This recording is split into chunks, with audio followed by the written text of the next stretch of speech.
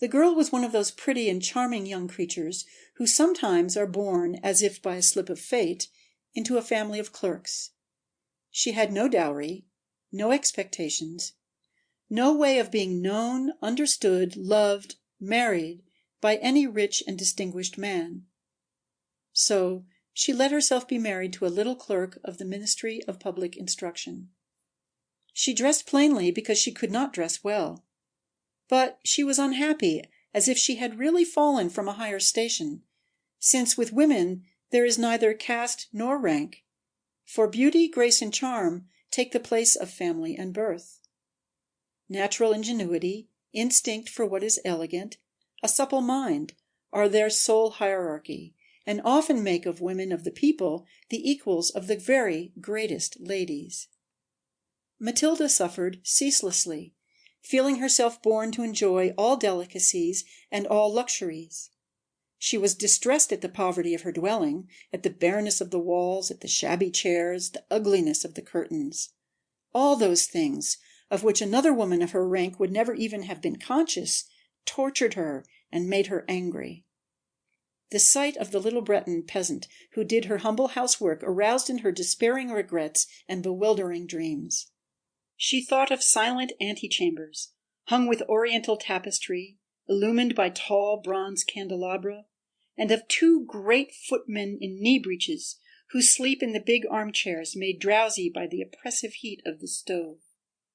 She thought of long reception halls hung with ancient silk, of the dainty cabinets containing priceless curiosities, and of the little coquettish perfumed reception rooms made for chatting at 5 o'clock with intimate friends, with men famous and sought after, whom all women envy and whose attention they all desire. When she sat down to dinner before the round table covered with a tablecloth in use 3 days, opposite her husband, who uncovered the soup tureen and declared with a delighted air, "Ah, the good soup! I don't know anything better than that." She thought of dainty dinners, of shining silverware, of tapestry that peopled the walls with ancient personages and with strange birds flying in the midst of a fairy forest. And she thought of delicious dishes served on marvelous plates, and of the whispered gallantries to which you listen with a sphinx-like smile while you are eating the pink meat of a trout or the wings of a quail. She had no gowns, no jewels, nothing. And she loved nothing but that. She felt made for that. She would have liked so much to please, to be envied, to be charming, to be sought after. She had a friend, a former schoolmate at the convent who was rich and whom she did not like to go see any more because she felt so sad when she came home. But one evening her husband reached home with a triumphant air, and holding a large envelope in his hand, "There," said he, "there is something for you." She tore the paper quickly and drew out a printed card which bore these words: "The Minister of Public Instruction and Madame Georges Ramponneau request the honor of Monsieur and Madame Loisel's company at the Palace of the Ministry on Monday evening, January 18th. Instead of being delighted, as her husband had hoped, she threw the invitation on the table crossly, muttering, "What do you wish me to do with that?" "Why, my dear, I thought you would be glad. You never go out, and this is such a fine opportunity. I had great trouble to get it. Every one wants to go. It is very select, and they are not giving many invitations to clerks. The whole official world will be there." She looked at him with an irritated glance and said impatiently, "And what do you wish me to put on my back?" He had not thought of that. He stammered, "Why, the gown you go to the theatre in. It looks very well to me." He stopped, distracted, seeing that his wife was weeping. 2 great tears ran slowly from the corners of her eyes toward the corners of her mouth. "What's the matter? What's the matter?" he answered. By a violent effort she conquered her grief and replied in a calm voice while she wiped her wet cheeks, "Nothing. Only I have no gown, and therefore I can't go to this ball." Give your card to some colleague whose wife is better equipped than I am. He was in despair. He resumed, Come, let us see, Matilda. How much would it cost? A suitable gown which you could use on other occasions. Something very simple. She reflected several seconds, making her calculations, and wondering also what sum she could ask without drawing on herself an immediate refusal and a frightened exclamation from the economical clerk.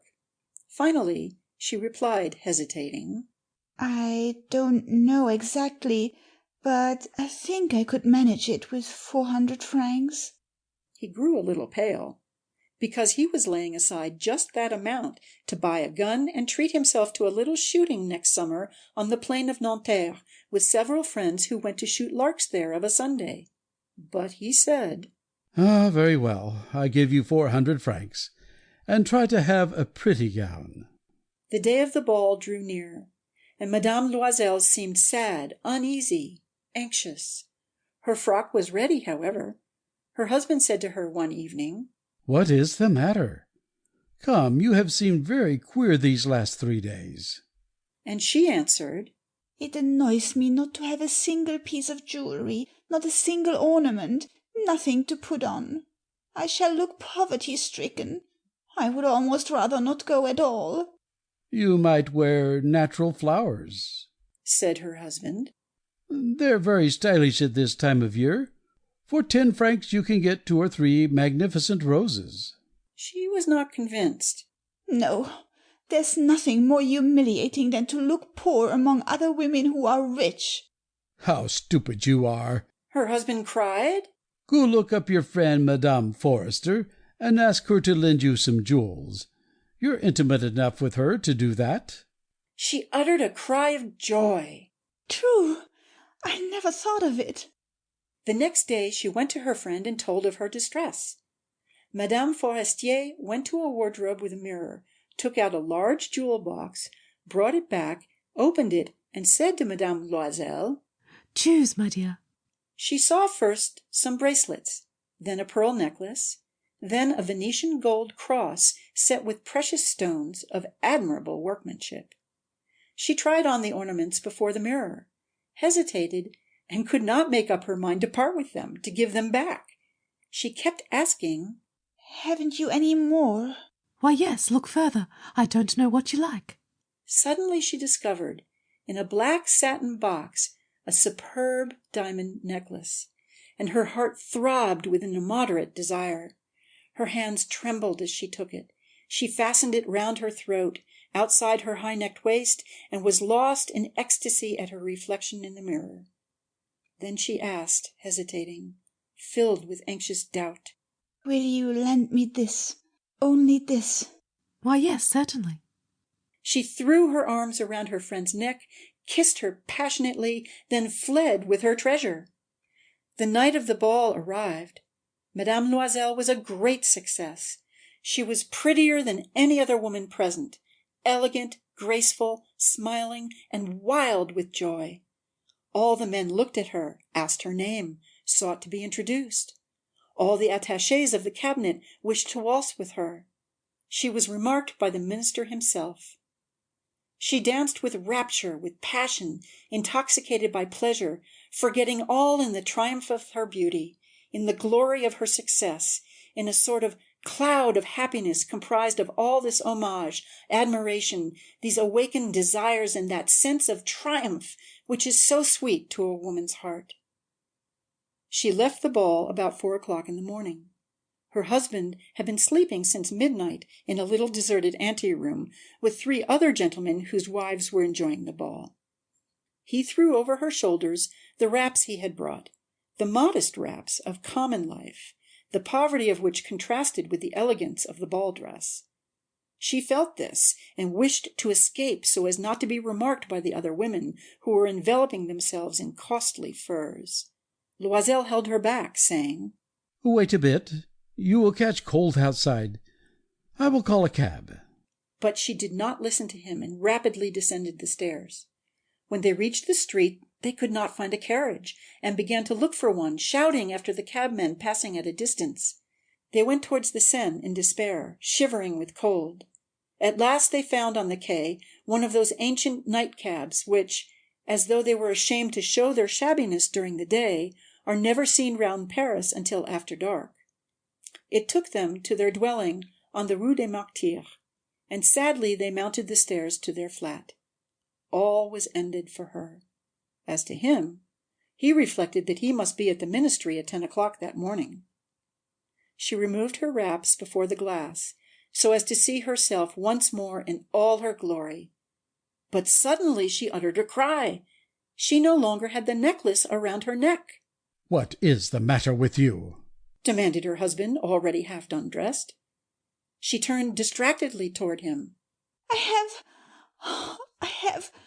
I've lost Madame Forestier's necklace," she cried. He stood up, bewildered. "What? How? Impossible!" They looked among the folds of her skirt, of her cloak, in her pockets, everywhere, but they did not find it. "You're sure you had it on when you left the ball?" he asked. "Yes, I felt it in the vestibule of the minister's house." "But if you lost it in the street, we should have heard it fall. Ah, it must be in the cab." "Yes, probably. Did you take his number?" "No, and you? You didn't notice it?" "No." They looked thunderstruck at each other. At last Loisel put on his clothes. "Ah, I shall go back on foot," said he, "over the whole route to see whether I can find it." He went out. She sat waiting on a chair in her ball dress, without strength to go to bed, overwhelmed, without any fire, without a thought. Her husband returned about 7 o'clock. He had found nothing. He went to police headquarters, to the newspaper offices to offer a reward. He went to the cab companies, everywhere, in fact, whither he was urged by the least spark of hope.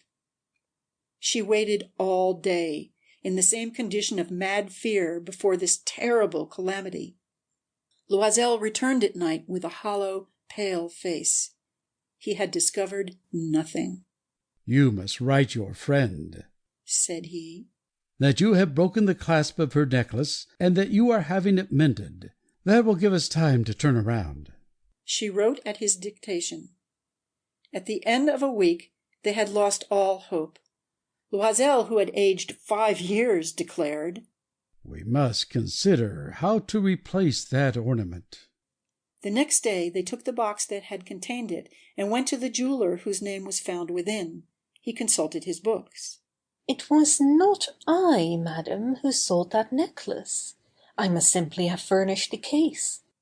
Then they went from jeweler to jeweler, searching for a necklace like the other, trying to recall it, both sick with chagrin and grief. They found, in a shop on the Palais Royal, a string of diamonds that seemed to them exactly like the one they had lost. It was worth 40,000 francs.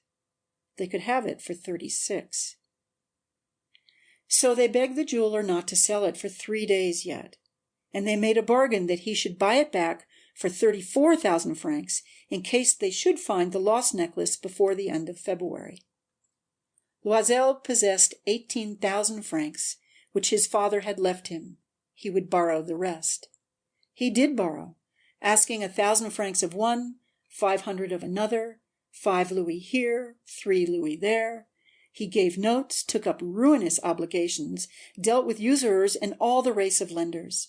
He compromised all the rest of his life, risked signing a note without even knowing whether he could meet it, and, frightened by the trouble yet to come, by the black misery that was about to fall upon him, by the prospect of all the physical privations and moral tortures that he was to suffer, he went to get the new necklace, laying upon the jeweler's counter 36,000 francs.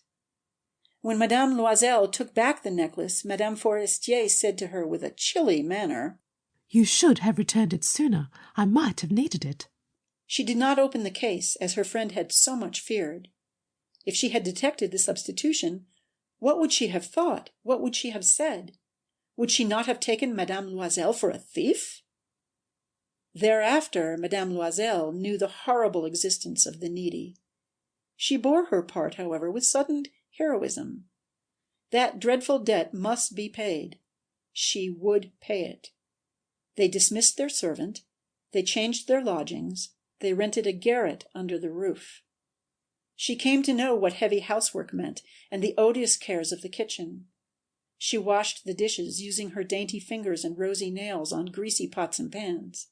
She washed the soiled linen, the shirts, and the dishcloths, which she dried upon a line. She carried the slops down to the street every morning and carried up the water, stopping for breath at every landing.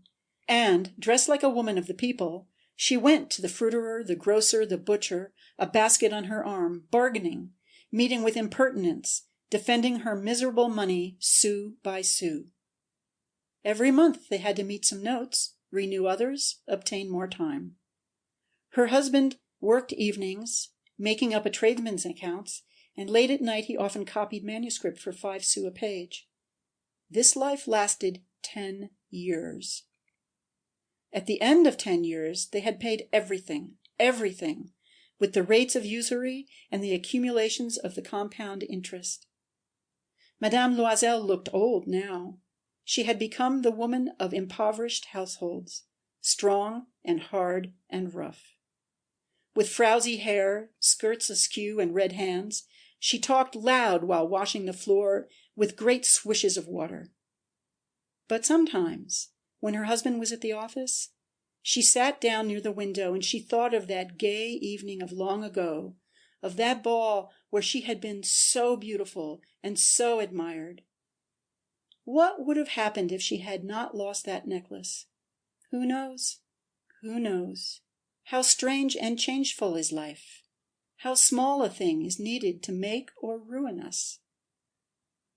But one Sunday, having gone to take a walk in the Champs-Élysées to refresh herself after the labors of the week, she suddenly perceived a woman who was leading a child. It was Madame Forestier, still young, still beautiful, still charming. Madame Loisel felt moved. Should she speak to her? Yes, certainly. And now that she had paid, she would tell her all about it. Why not? She went up. Good day, Jeanne. The other, astonished to be familiarly addressed by this plain goodwife, did not recognize her at all, and stammered, But, madame, I do not know. You must have mistaken. No, I am Mathilde Loisel. Her friend uttered a cry. Oh, my poor Matilda, how you are changed!